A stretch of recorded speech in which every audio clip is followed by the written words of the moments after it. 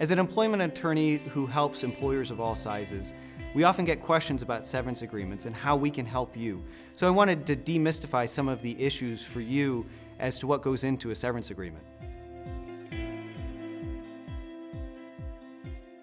A severance agreement is something that typically a lawyer is going to prepare for you. It's going to include a release of claims by the employee, and it may include provisions about how the employee is going to transition from your business.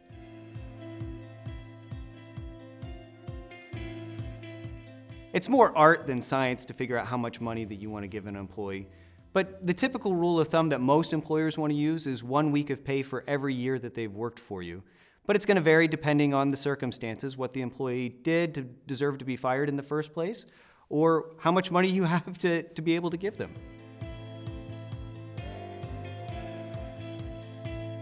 For the most part, you can offer a severance to any employee that you want.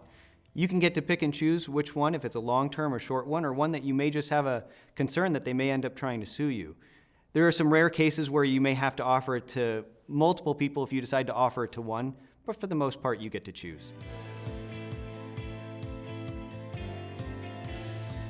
Again, a severance agreement should be prepared by an attorney because there's a lot of complicated pieces. They include a release of claims that could be mutual or not.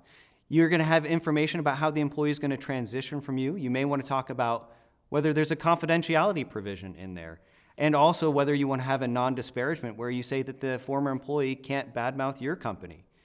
There's also a potential that we can include what's called a clawback, meaning if they violate the other provisions of the severance agreement, that you may be able to go in and get your money back from the employee.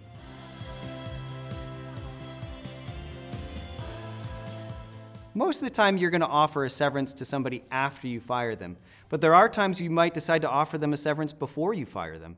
For example, if you have an employee that you're concerned about the termination, if you think it could be risky, or you just want to help them transition out a little faster, you may offer them a choice of a performance improvement plan or being separated with a severance agreement. So a severance agreement can be used in both, but typically it's after termination.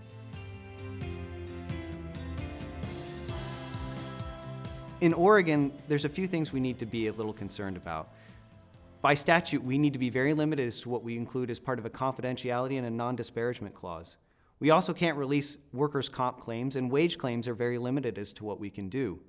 Despite the limitations, severance agreements are very important for employers and something you should consider.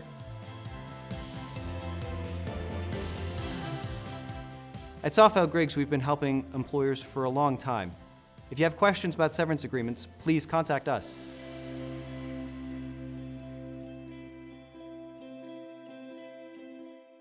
So, sorry. Good, I'm getting my first outtakes in already. I like that. Oh, hello there. I'd love to, love the opportunity to get your business.